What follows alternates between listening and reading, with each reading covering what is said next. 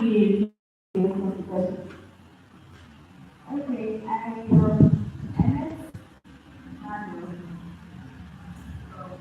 Good afternoon. How are you doing?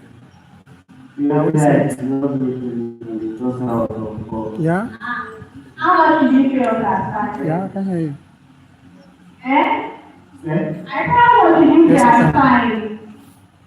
As I think as I need to know. All right, we'll do it very soon. Okay, Thank that's you. why the sister beside you. Hello, beautiful sister. Who do you need you water break? No. You cannot be the person beside you. She's not with anybody. She's sister, you don't with anybody. Yes. Okay. I will tell you of university finance was, but Oh, okay. yes. Thank you very much. And Welcome. without further ado, we'll be moving on to our next session. This will be taken by Mr. Tomato. Mr. Sorry. Mr. Tomato Wajiko. And the topic is addiction and own layout. Managing and systematizing addiction on campus. Please let's put a round of applause for her. Come on, take us and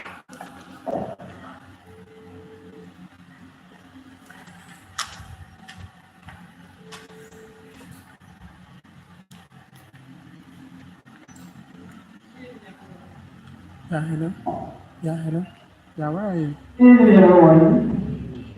So Hello, where are you? today I'll Yeah, be where are you? speaking on addiction and the only way This is out. AD. I want you to start today by asking you to think about Do the you know phrase we Trash's room? hear almost every day.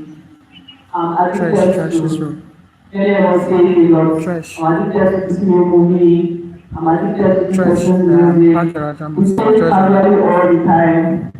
We use the word so lightly in every Yes. conversation Yes. that when we Please, can you use go the to my severe room? She addiction needs you. shows up right in front of us, we often fail to recognize the Can threat you go to the or treasurer's room? worse, She we needs you. respond with harsh judgment. Yeah. Can Look you go to the around this treasurer's room? hall, behind the bright smiles, the stylish outfits, and impressive academic records. There are students silently Make a fighting a call. war every single day. I'll be right A back. war against Maybe a man of God. substances such as alcohol, nicotine, prescription pills, or illicit drugs. Many are trapped in a cycle they desperately want to escape, but fear keeps them quiet. Fear of being expelled, fear of being disowned by family, and fear of being branded the campus addict. Today, we are going to tear down that wall of fear and misunderstanding. Over the next 30 minutes, we will be covering one, what addiction truly is, and what two, the physical and psychological journey of how substance dependence develops. Three, how to manage and treat addiction effectively. Four, how we can actively destigmatize addiction on our campus. And five, how to help a struggling friend without enabling their addiction.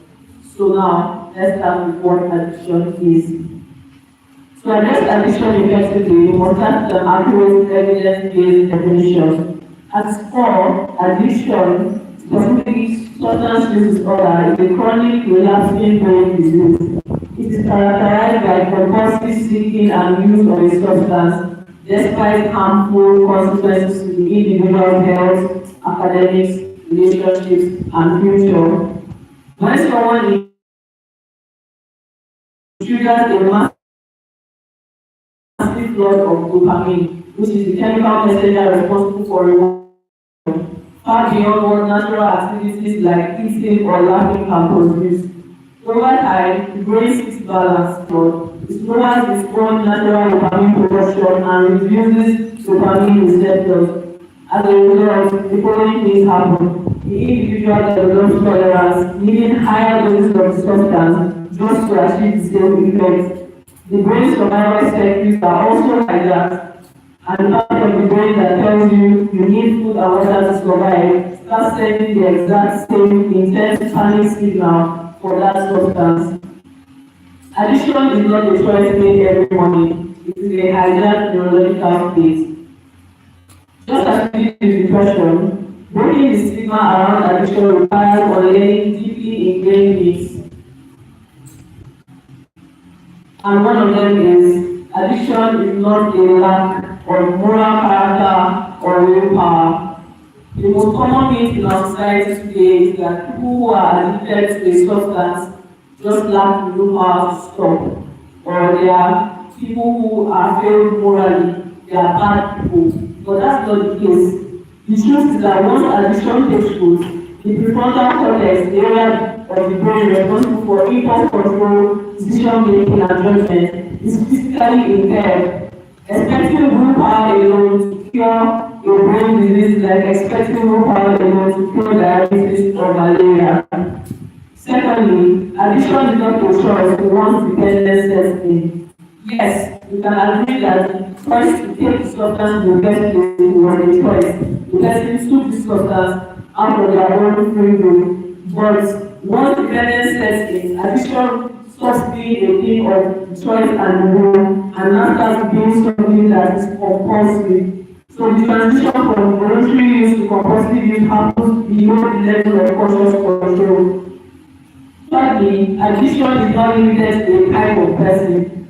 There is a stereotype of what a person struggling with addiction looks like: unkempt, falling out of school, or physically chaotic. On a university campus, addiction often wears a very different face. You can be the student union leader, the president in your honors class, or the quiet classmate sitting in the front row. High functioning addiction is real, and assuming it only happens to certain people, keeps many from slipping out early. Now let's look at how people get addicted to substances. Understanding how someone becomes addicted is essential for developing empathy. Nobody becomes dependent overnight. It is a progressive journey influenced by multiple factors. Firstly, we look at academic and life stress. We all know that tertiary education brings intense pressure from relentless exams, sleep deprivation, financial constraints, and uncertainty about the future. Many students tend to turn to substances as a coping mechanism, stimulants to stay awake and study together, or alcohol and sedatives to turn off their racing thoughts at night. Another pathway to addiction is through peer influence and social normalization. Campus culture often normalizes the use of heavy substances, from party environments and initiation rituals and simple peer pressure. People can make heavy drinking or drug use seem as a temporary escape. People can make heavy drinking or drug use seem like a mandatory rite of passage to feasting. Another pathway to addiction is self-medication for underlying trauma or mental health. A good number of students who live with things like depression, PTSD, and other types of mental illnesses and are more susceptible to addiction because they want to dull the emotional pain that they are feeling, and it can lead them to start taking substances as a result. So what began as something that is temporary to just escape the moment of feeling emotionally heavy are now morphed into something like physical dependency on the substance.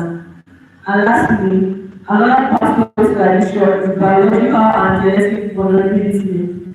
Genetics account for roughly 40% to 60% of the person's vulnerability to addiction. Two students can choose to abuse the substance, and one will get addicted and the other will not get addicted.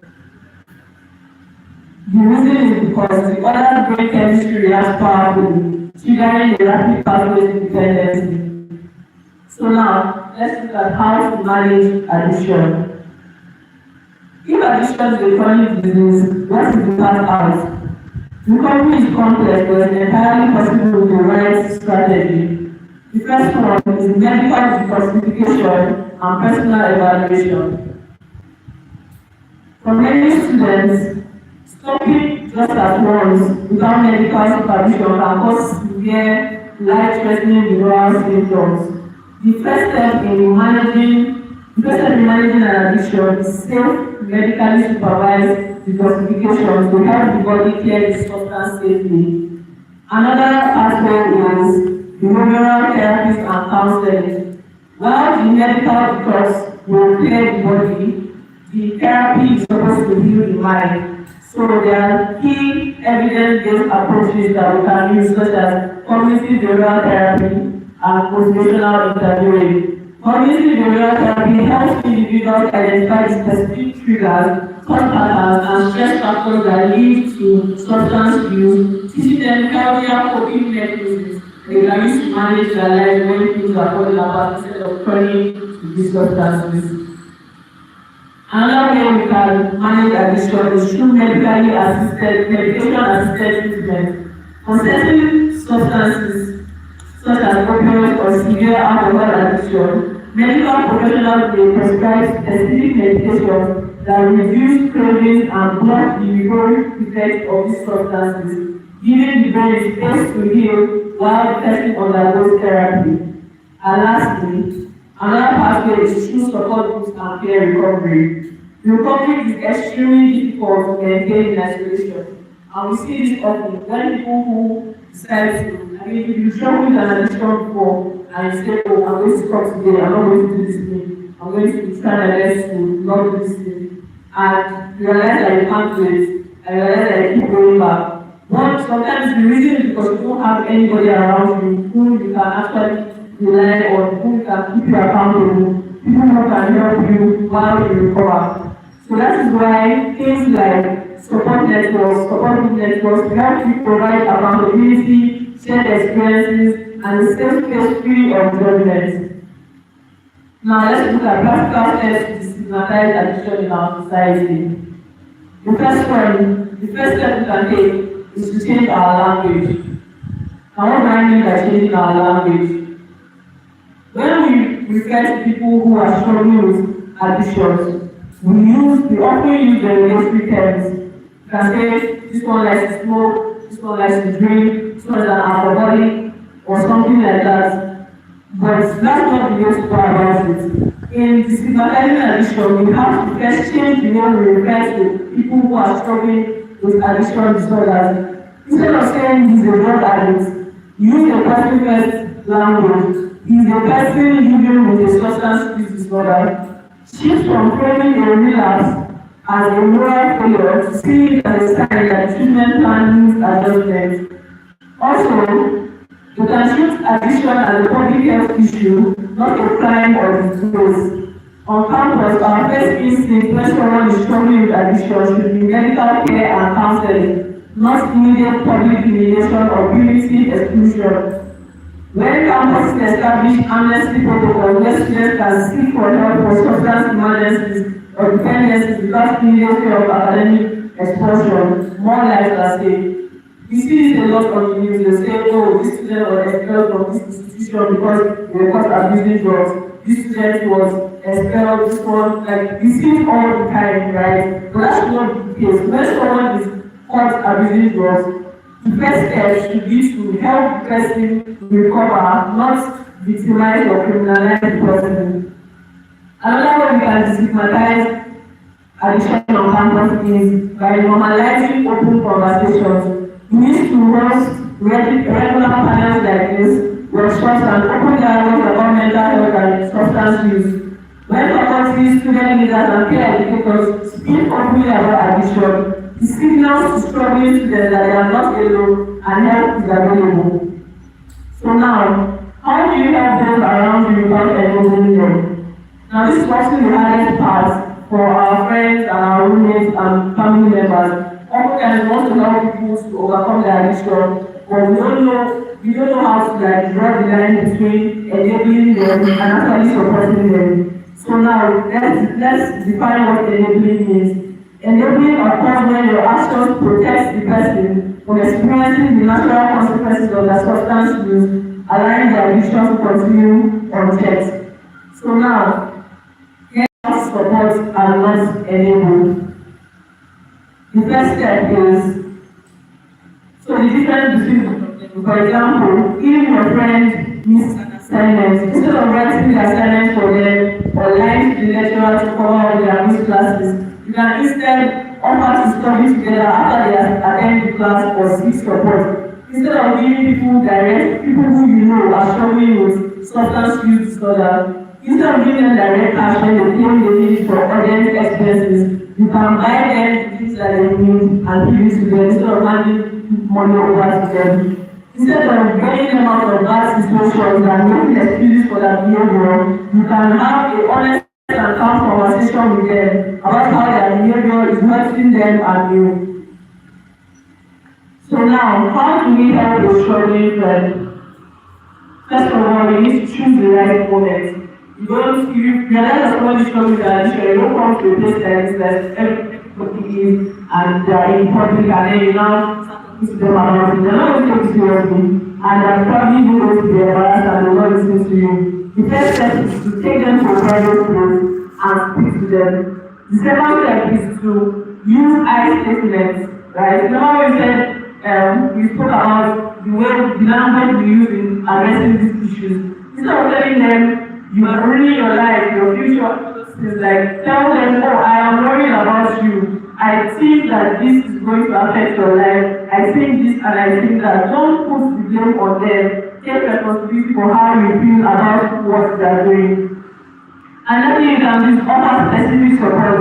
My co-speaker already said something about not just knowing that someone needs help, but being able to say, oh, I know that if you go to X at this time, you are going to get the help that you need. Knowing the helplines, knowing the institutions that offer this help, knowing the processes on how to get help in these institutions is a very good way to help your friend who is struggling with an addiction. And lastly, you must learn to protect your own well-being. You cannot save someone at the expense of your own mental health and academic career. Make sure to set boundaries that involve campus professionals when necessary. To conclude this session, I would like to say that addiction is a formidable enemy. It's something that people usually struggle with and it's difficult to overcome. But it's not uncomfortable. The only way out begins when we place shame with support and isolation of the community. As students of this institution, we have the power to define our campus culture. You can view an environment where struggling is met with medical care rather than condemnation, where reaching out for help is recognized as an act of immense courage, not weakness. If you are struggling in this room and you are fighting your battle, the story is not over and you do not have to carry this burden alone. Reach out to a professional today, confide in your trusted friends, and take that first step towards recovery. Thank you.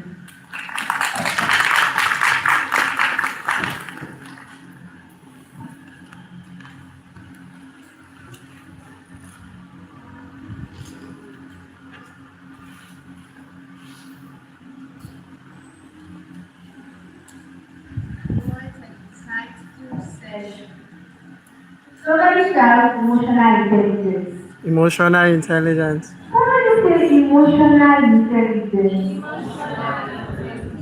You know that part when the speaker talks about choose the right moment. That is where emotional intelligence comes.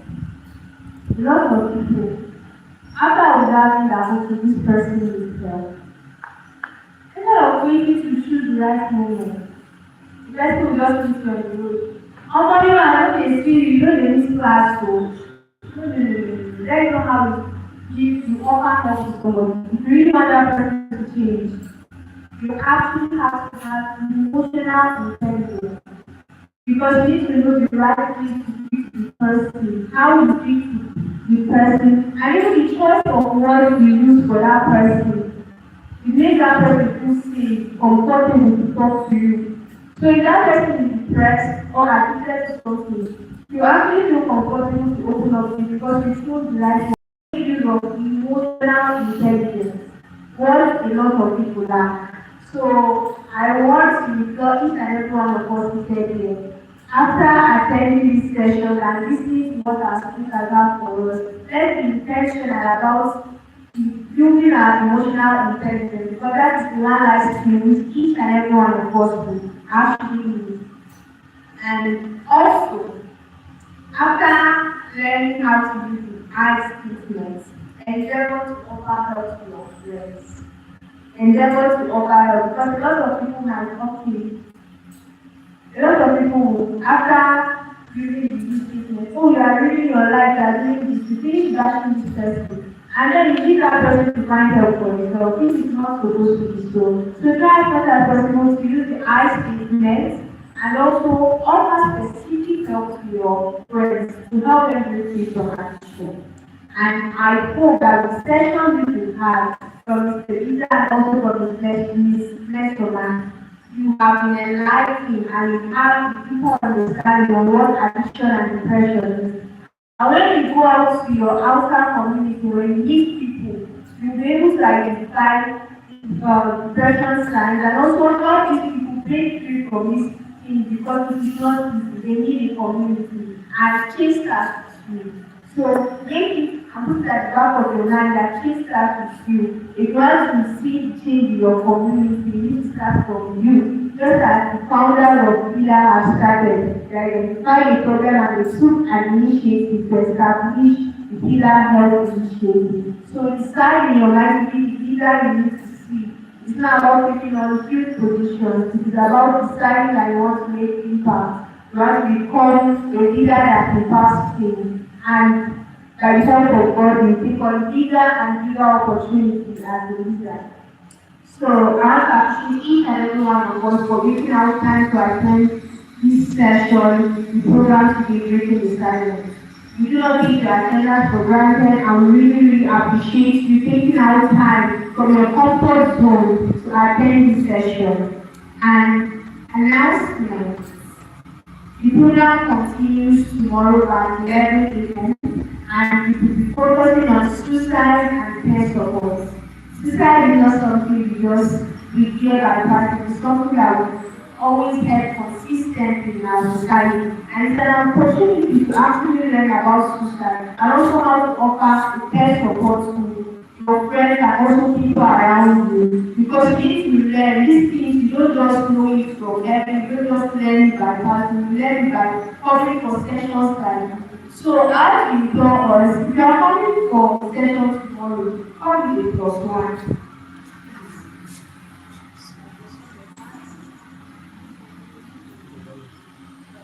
Come with a +1. And right now, I'll be asking us to have question and answer. I don't think I'm closing. No, I'm not closing. I'm not closing. You have question and answer. I'll take numbers, so don't waste time. Have a question. Please just use your hand to time. Give a number. Okay. Now 1, 2, 3, 4, 5. Another person. Okay, 6. Is that all? Okay. Hope you all do the numbers, right? Okay, 7. So I'll be passing the mic. Why I have the speaker and you ask for questions to enable the speakers to actually answer it.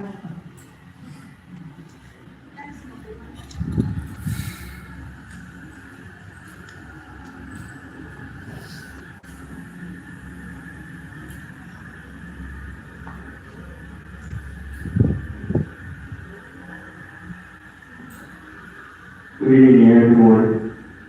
I'm participating in this speaker. I have 6 questions here.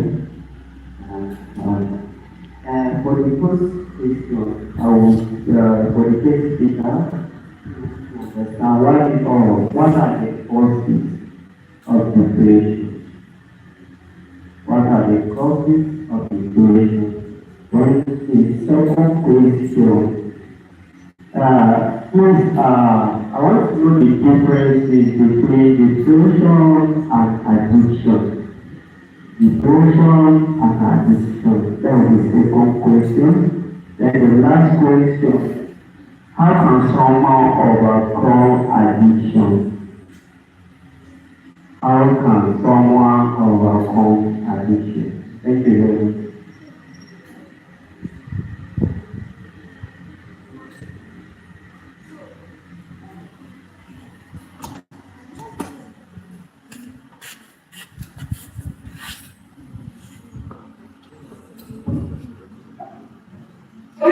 so for depression, there are no known causes. There are only triggers. So to build on what you said, like generally speaking, right, there are no known causes of depression. So for example, we know that malaria is caused by mosquitoes. So that means that you can prevent malaria by being out of environments where mosquitoes are not, right? So for something like depression, there's nothing like that. There's no known cause that you can say, oh, this is what I can do to prevent depression. It's the only thing that there are triggers, right?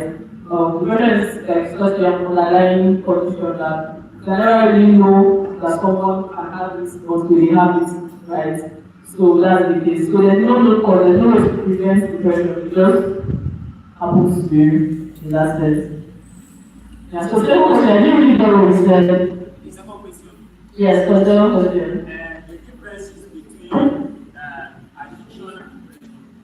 Okay, so those are two different mental addiction is known as substance use disorder, right? So addiction happens when someone is hooked to a substance or an activity. For example, there are people who are addicted to gambling, who are addicted to Hello? internet as Yes, just sir. a thing, right? So when somebody's use of something is impairing their day-to-day life, when somebody's use of something is actually affecting their work, their relationships, their life in general, then it can be affecting their addicted. So addiction is not just a mere interest in something, right? So if I'm interested in movies, for example, I'm interested in books, I'm not addicted to books because I cannot be reading and do what the other things I'm supposed to be doing, right? But someone who is addicted to something like gambling can be gambling even with their last card. They don't know where they will put, but they will use that last money to gamble, right? So that's different thing like, oh, addiction is normal, like interest in something, right? And then for depression, depression is like when you're having a low mood for like a consistent low mood for more than 2 weeks, right? So that's the way they say it medically. So if you're having a persistent low mood for more than 2 weeks, you're supposed to go and see a doctor. So each day you feel bad, tomorrow you feel bad, next tomorrow you feel bad, you can get out of bed. You should go and see a doctor. If you reach 2 weeks, you should go and see a doctor because it's now different from just having a bad day. Do you understand now? Okay, so the third question. How can someone overcome addiction? Okay, yes, that's so how can someone overcome addiction? I listed a few of them while I was speaking, right? The first one is to go to see a professional. Do not go to see your pastor, do not go to see your imam, do not go to any random person. Go and see a professional because it's a professional that has answers to your questions, right? So it's very important that you go to the right person. So when you go there, they will tell you what to do.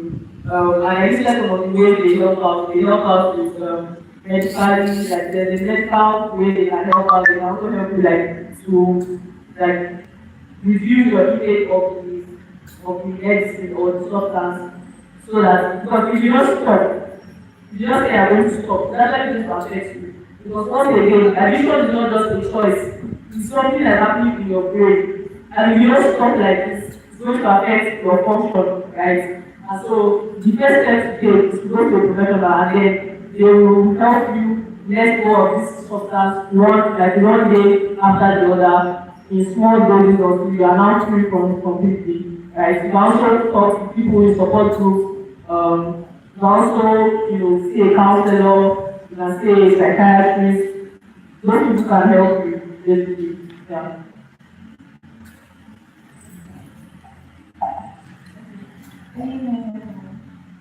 My question is that, okay, what's your advice or encouragement that can be someone to be depressed?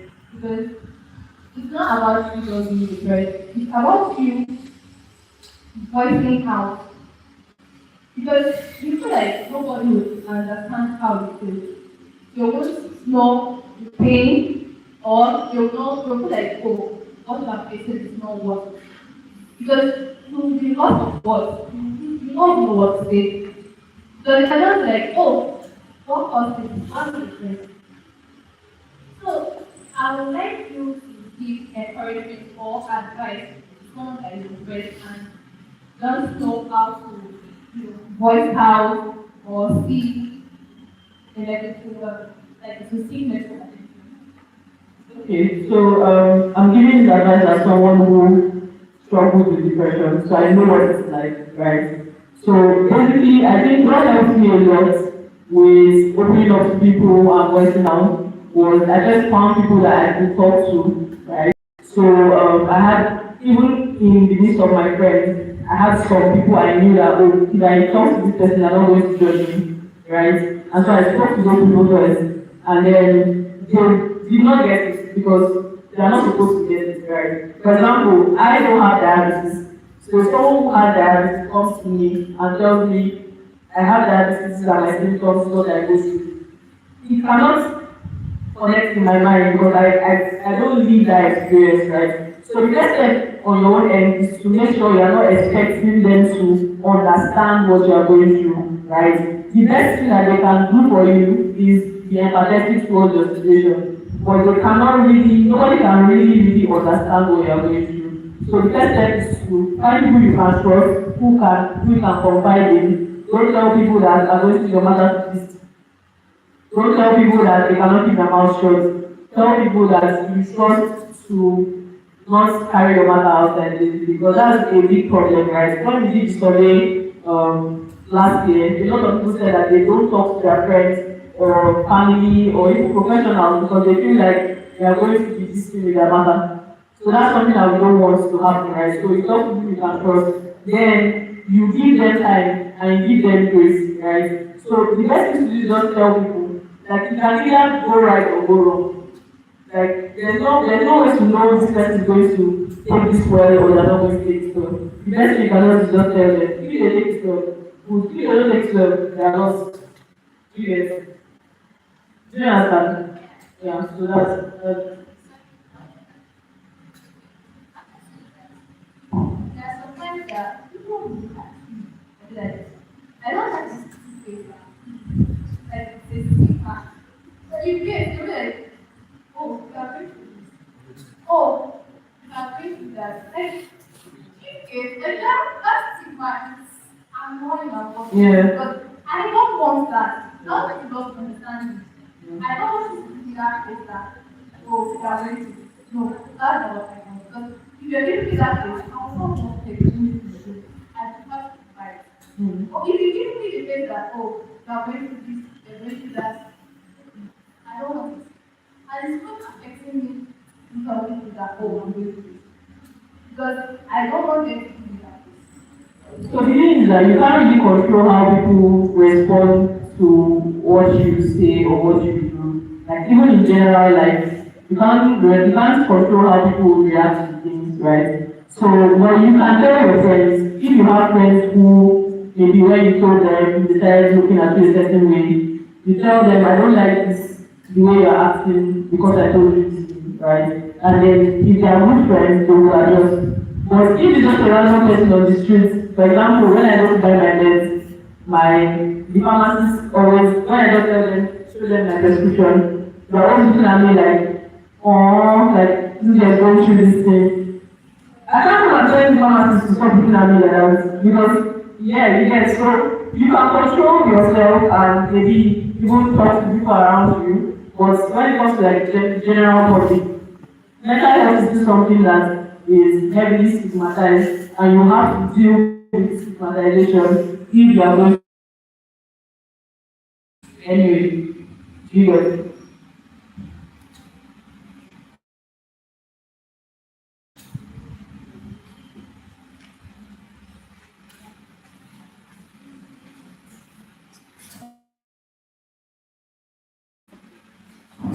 Good evening, everyone. I really appreciate this witness this wonderful. My question is that regarding depression, how a person can avoid getting depression? How a person can avoid getting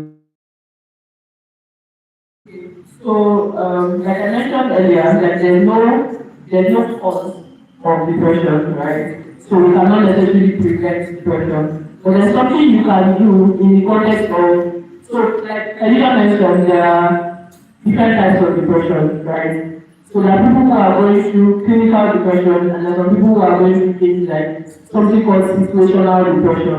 And situational depression is something like you're having a very rough time in school, so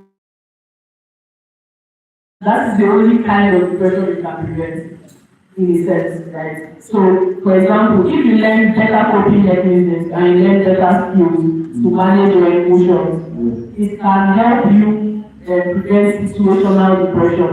But for things like clinical depression, seasonal depression, all those other 7 types of depression, you can't prevent it. So the best you can do is manage it when it comes to you. But for situational depression, which is what most people tend to have, you can actually learn better coping mechanisms, learn to not base your joy and your well-being on what's happening in your life in the moment. Yes. So that's one way that can help you. Yeah. Thank you.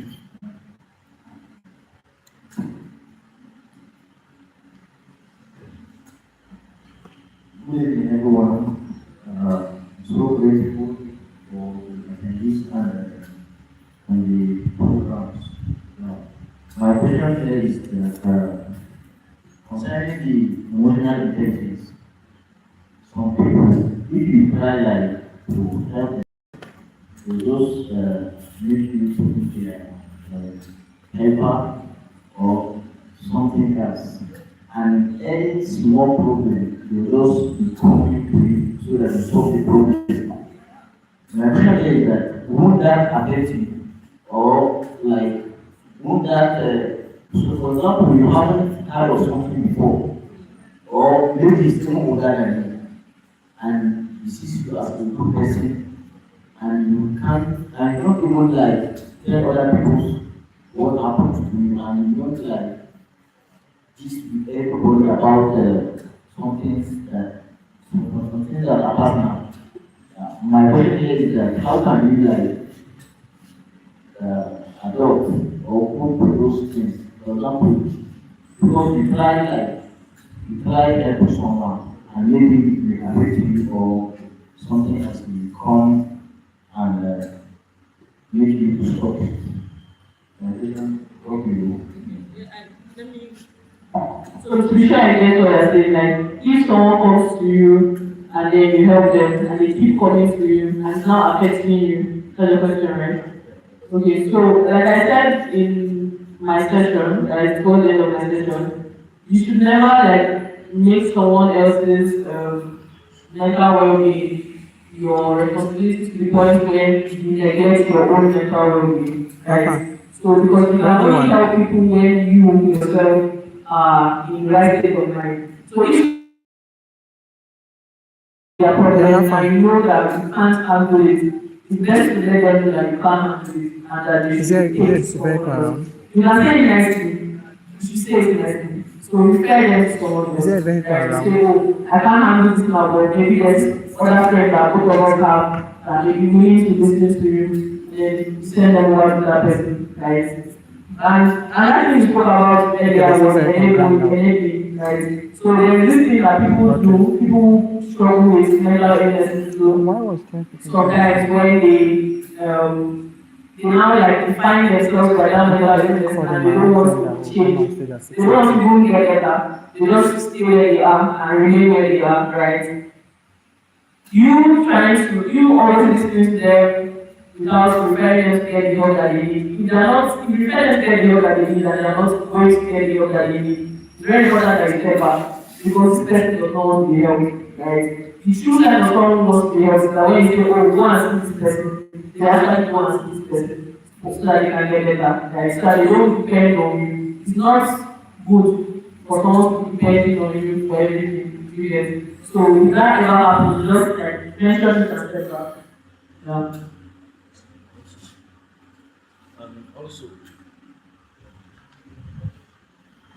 And also, I also think that there is an organization in ABU, in the main campus, that this situation, but I don't actually know the organization. Maybe it's under guidance and counseling. Maybe I don't know, maybe someone still knows about it.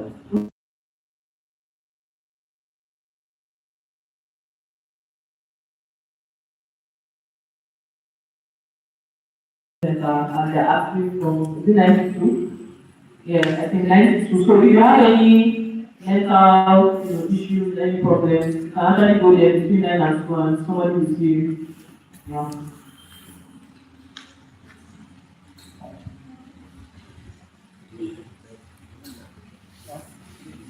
What next person to talk, I'll be allocating the time of 2 minutes for your questions. Good evening, everyone.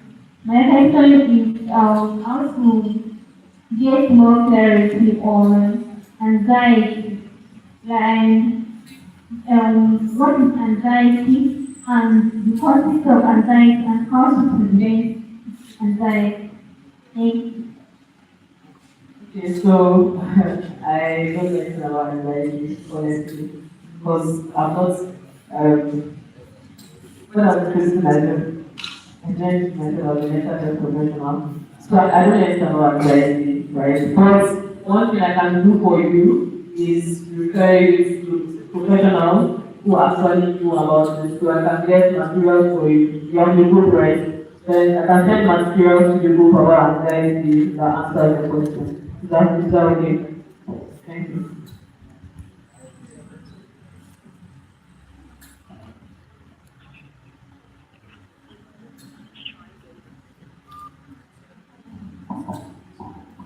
Good evening, everyone. Actually, yes, there are some school of audio abuse.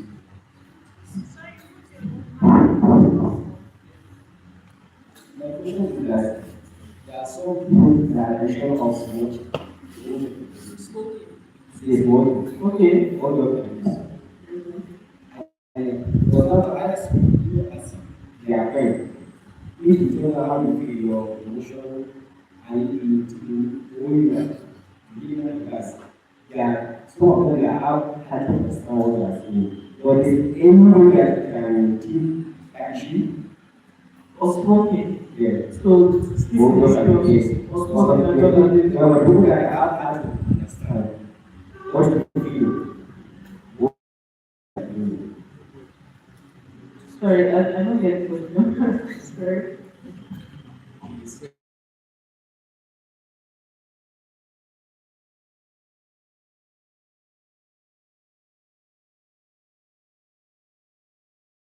This is not good. You get, you have to show me why it's not good. When I'm enjoying myself, why did I stop? You get, you have to show me, okay, this thing is going to damage your lungs. This thing is going to make you feel like this. You are going to die young and all kind of things. People like their lives, right? And so even if you cannot, even if your warning cannot make them stop, you can anticipate them seek help, right? That's something you can do.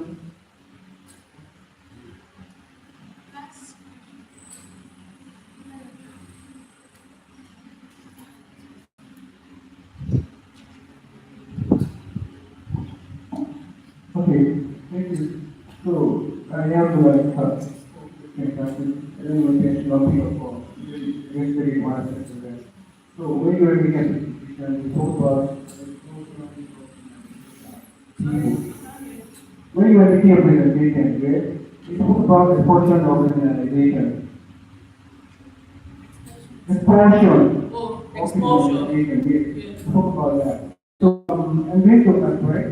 What better advice will you give, an institution like maybe, for APU, for instance, many times when they ask questions like this, and they tell the people concerned, the case is always about the fact that, okay, we can't graduate people like this, we can't have them carry maybe a certificate because of one reason or the other. So what better advice, or what better approach do you think an institution like APU, could use to tackle such situations against expulsion? Okay, that's the question. So I think that how I see expulsion from institutions right? Because of drug abuse or something like that. How I see it is like, for example, when you are riding a bike and then you have an accident and you cut your leg, do you cut off your leg? No, right? So I see expulsion as you cutting that person off from the institution that should rather be helping them, right? So I think that what an institution is supposed to do is first of all investigate the case. Let them see the counselors, let them see a professional, let them see psychiatrists. And if the person is now unwilling to now go through all those measures, then you can expel the person. But if the person has not been given that choice to get better, I don't think you should explain them. Because once again, we said it, that addiction is not something that has to do with capacity or willpower. It's not something that you just say, oh, I will not do this, and suddenly you will not do it. If someone is really addicted to something, right, they need help. So, cutting them off from the institution that should offer them help is wrong. The same thing that we do with suicide, right? In Nigeria, according to the law, if they catch you wanting to take your life, they will arrest you. That does not make any sense because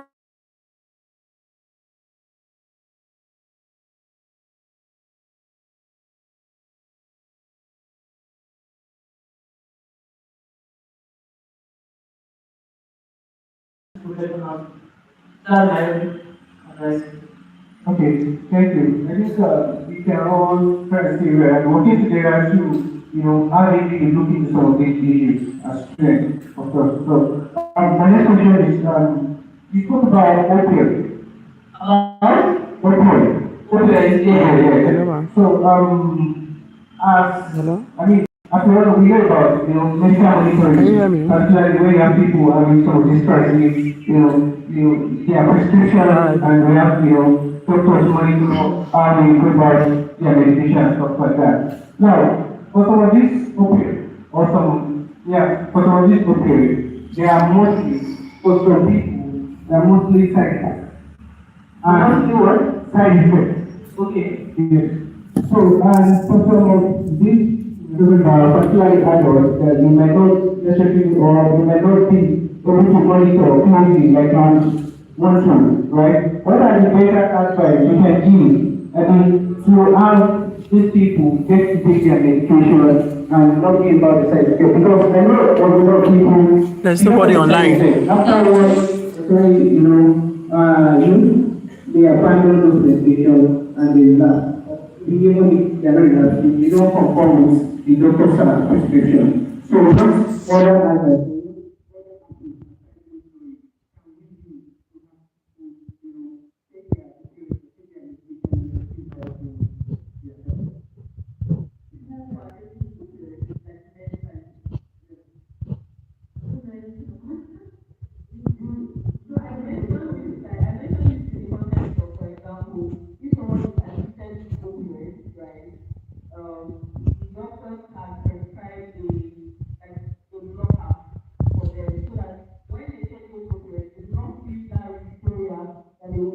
Originally feel from taking it. So to make the activity like the engagement in the activity. So imagine I'm taking weed, get high, and then the doctor gives me something and when I take weed, I don't get high. So basically I'm just forcing my child to do them. So that's a pathway getting out of it. So that's what doctors prescribe.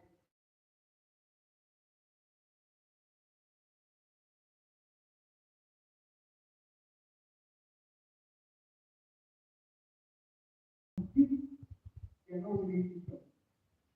They are chances that you may not be able to get them to stop.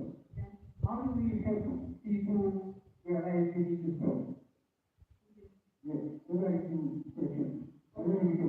Yeah, I just there was a question that you asked about like when you have friends who are engaging in an activity like let's say smoking, and so I said if you are speaking to these people and they are not understanding what you are saying, don't just depends on how you are speaking to them first of all. Like And MC said something about Thank you very much. you using, like, the way you speak matters. So if you meet your friends and you tell them, this thing destroy your life, they're not going to listen to you.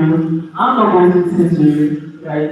But if you meet them and you show that you care, right? There's a saying that most people don't care what you know until they know that you care or something like that. Basically, the point is, people do not want to hear what you have to say if they don't know that you care. So you should show them that you care.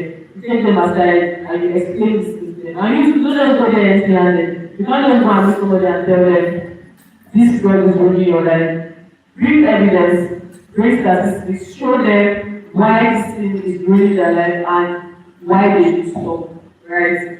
So, and I also think that there's no way someone will not know that they are addicted to something. I don't think it's possible.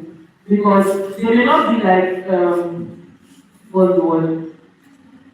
Yeah, it is like they're not consciously aware, like, it's not something that probably is top of their mind. But the moment you bring it up, they will agree with you.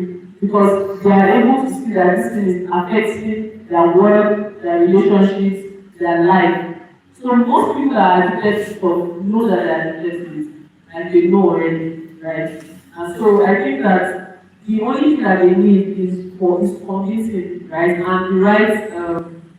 the right referrals. So you cannot just come to someone and tell them, oh, stop using these drugs.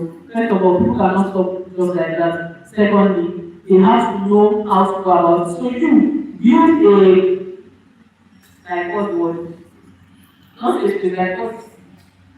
I'm so sorry. Build, okay, you can provide a document, right, of helplines, or hospitals they can go to, or places they can actually go. Yes, so if somebody comes to you, let us say randomly, someone comes to you on the road and says, I have ADHD. What do you think I should do? You should be able to have where to send them. That's like being a functional member of society, right? To be able to say, oh, I think this person has ADHD, I can refer them to XYZ place. Because telling people get help does not get them anywhere. You need to show them where to go. Because like you and me, they probably don't know where to go. So we need to be referring people to particular places. So like I said, I refer somebody now to counseling center. They are open 9 to 2. You can tell your friend there's something with an addiction. There's counseling center. You can tell them there's CPA. You have a psychiatrist in CPA. Do you guys know? What is psychiatrist in CPA? So you can refer them to psychiatrist in CPA. So you should have like solutions in your hands that you can send people to. You cannot just tell people stop doing this thing and expect them to stop. They need help. And the help that they need is not just for you to encourage them. The help that they need is tangible help. Send them to tangible places, right? So I think that's the best I can say regarding that topic. Thank you.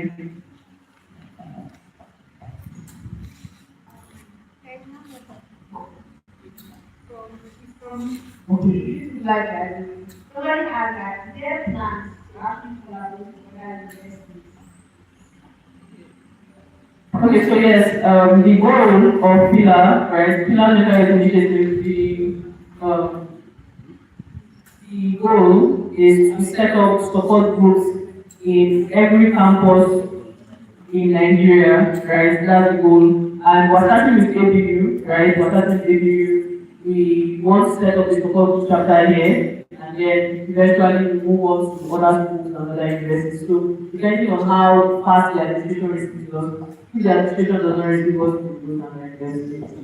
But definitely, the point is that we are setting up support group chapters. So what the support group chapters are supposed to do is to create a safe environment for people to first come. Because we realize that from our survey and even from personal experience, we realize that people don't just wake up and go to the hospital to check their mental health. They first talk to their friends, they talk to their family, they talk to their pastors and their imams, and we need people to have a place where they can come to, and when they come there, they can find like professional help to get. So we're referring people to professional help basically, all of you guys will provide a safe place for people to come, talk about their issues, with people that will understand, and also get the help that they need. So yeah, we're starting with the but we're also going to be moving across other institutions. One last question.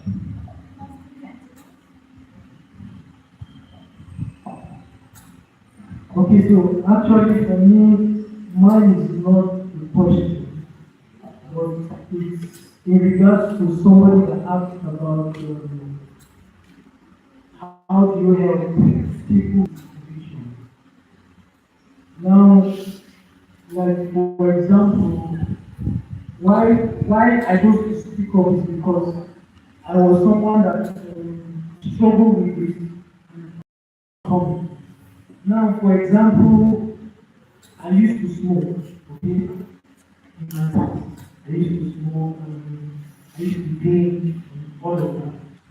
But I think one of the major things that helped me to want to change or to be a different person was because I met people that did not victimize me for the kind of lifestyle that I live. So I actually met people that were very interested in me and they were serious about my case. It's not like people that would meet you and just talk to you anyhow or look down on you or just make you feel like you're one of those wasted or make you feel like you cannot be anything because you're doing those kind of lifestyle or doing those kind of things. Instead, they help me to see that I am one of those people that can be of great impact in the society, in my community. And it made me see that, okay, these things are stuff that are stopping me from becoming a great addition to the society. Instead, this is causing me to become a subtraction rather than an addition. So another way is, I think we need to help people to see the importance of rehabilitation. Okay, so rehabilitation is very important for people that are struggling with one addiction. They need to see it as a place where it's not a place for people that are going out. Because the truth is many people saw it or see it as a place for all these mad people. Because I've been in a situation where they brought in somebody that is suffering from an addiction. And the person came into that rehabilitation and saw and was like, "Kai, no, these people here are bad." Even without having a conversation with them.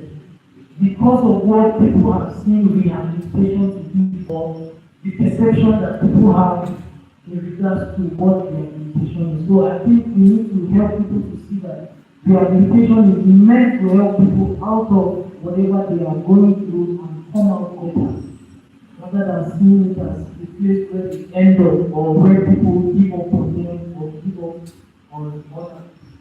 And lastly, we should learn to build relationships. Don't just come and tell them, okay, you need to change, you need to stop smoking, you need to stop drinking. But instead, you need to build a relationship. Let them see that, okay, this person is intentional about me. This person wants to see that I be the best. This person wants to see that I can be a value to others around me and also to myself. So we should learn to build relationships with them. It will also help in the facilitation of pushing them to that point where they feel like, okay, yes, I need this person. Thank you. Thank you very much, sir, for that word of advice.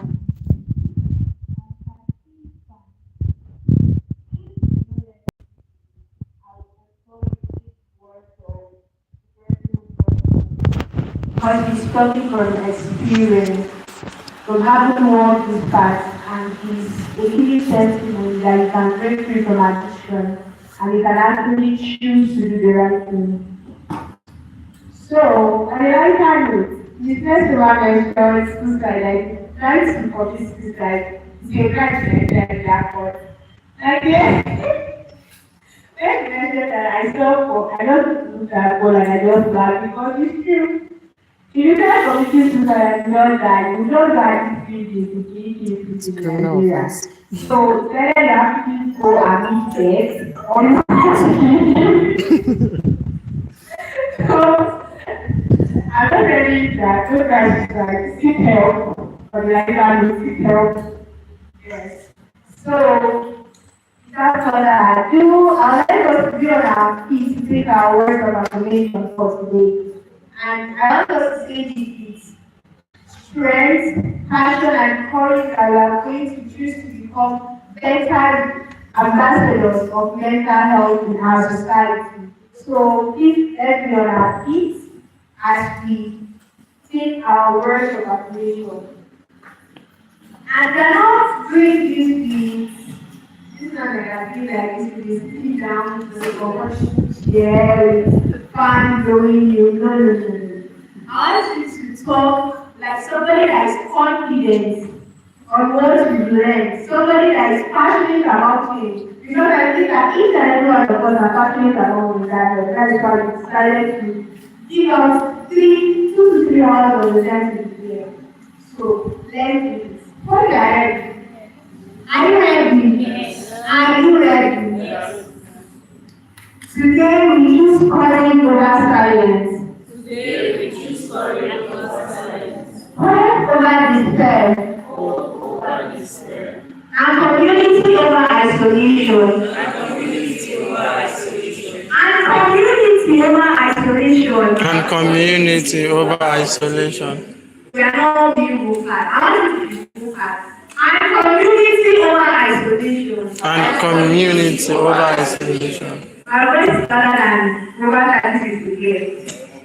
May this not be the end of the conversation. May this not be the end of the conversation. My voice will not be louder than your own. May this not be the end of the conversation. May this not be the end of the conversation, But the beginning of a culture but the beginning of a culture where no one has to suffer in silence. where no one has to suffer in silence. Thank you. Thank you. And may Allah bless every heart here, peace. No one has to grant you peace. I want you to say it with conviction, say it with strength, and say it with courage. And may Allah grant every heart here, peace. Peace Healing and strength. and strength. I want to add one more thing.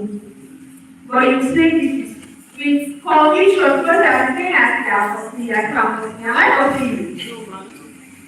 So, I want to say, I choose to be an ambassador I choose to be an ambassador and a pillar for people in my society. in my society. Thank you very much for your time, and I hope you have a great and wonderful session. Thank you so much, and bless you all.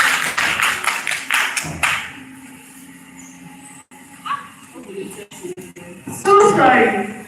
So sorry. You need something. We started in prayer and